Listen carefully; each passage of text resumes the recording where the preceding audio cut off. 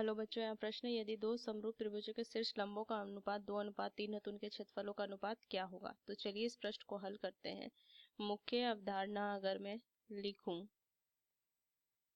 मुख्य अवधारणा तो मैं त्रिभुजों की समरूपता के नियम कुछ देखते हैं यहाँ से। तो उनके गुणधर्म, तो देखिए, अगर दो त्रिभुज है ए बी सी, ये समरूप दिया है एक दूसरे त्रिभुज डी ई एफ का, ये हम मान लेते हैं। तो इनकी संगत भुजाओं का अनुपात हमें पता है, ये क्या होता है, बराबर होता है बी सी बटा में ई एफ बराबर में ए सी बटा में डी एफ, ये बराबर होता है। और इनका क्षेत्रफल का जो अनुपात होता है ए बी सी का क्षेत्रफल बटा में त्रिभुज डी ई एफ का क्षेत्रफल, ये किसके बराबर होता है, इनकी संगत भुजाओं के वर्ग के बराबर होता है। तो ये कुछ चीजें हमें ध्यान में रखनी है और चलिए इस प्रश्न को हम हल करते हैं। तो इस तरीके से अगर दो त्रिभुज है, मान लीजिए ये एक त्रिभुज है और एक ये दो त्रिभुज है, तो मान लीजिए इनके क्या हो जाएगा, यहाँ से नाम दे देती हूँ ए बी सी, ये ए बी सी है और ये डी ई एफ है, ये मान लेते हैं डी ई एफ। तो ये मान लेते हैं ये क्या है, इसका शीर्षलंब है एक्स और ये डी वाई।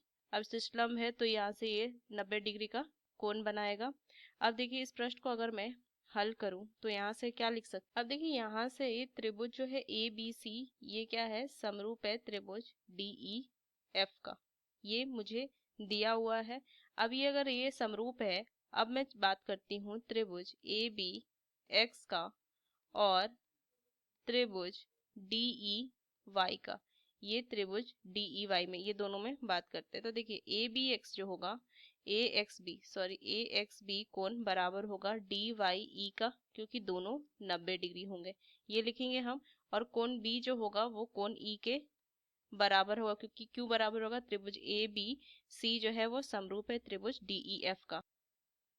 अब देखिए इस त्रिभुज में ये कोण बराबर हो गया इस कोण का, ये कोण बराबर हो गया इस कोण का, तो एक ही कोण बचा ना, तो ये क्या हो जाएगा, तीसरा कोण भी बराबर होगा। तो मैं लिख सकती हूँ बी ए एक्स जो होगा वो बराबर होगा ई डी वाई का, ये मैं लिख सकती हूँ। तो यहाँ से क्या लिखेंगे कि त्रिभुज ए बी एक्स जो होगा वो समरूप होगा त्रिभुज डी ई वाई का, वो लिख सकते हैं ए समरूपता नियम से। अगर ये समरूप होगा तो मैं कह सकती हूँ उनकी संगत भुजाओं का अनुपात बराबर होगा। तो ए बी बटा में डी ई जो होगा वो बराबर आ जाएगा किसके, ए एक्स बटा में डी वाई के, ये मैं कह सकती हूँ। अब ये अगर बराबर हो गया और हमें पता है कि त्रिभुज ए बी सी बटा में त्रिभुज डी ई एफ, क्योंकि ये दोनों त्रिभुज समरूप थे तो इनकी जो क्षेत्रफल का अनुपात होगा इनकी संगत भुजाओं के अनुपात के वर्ग के बराबर होगा। तो इसकी जगह में मैं ए एक्स बटा में डी वाई लिख सकती हूँ, इसका वर्ग। तो देखिए ए एक्स बटा डी वाई, ये तो मुझे दिया हुआ है इनके शीर्ष लंबों का अनुपात, तो 2/3 का वर्ग, तो हो जाएगा 4/9। तो अभिष्ट अनुपात जो आ जाएगा, अभिष्ट अनुपात वो आ जाएगा कितना, 4/9, और यही मुझे ज्ञात करना था। तो इस मुख्य अवधारणा का इस्तेमाल करके हमने इस प्रश्न को हल किया। आशा करते हैं ये प्रश्न आपको समझ में आया। धन्यवाद।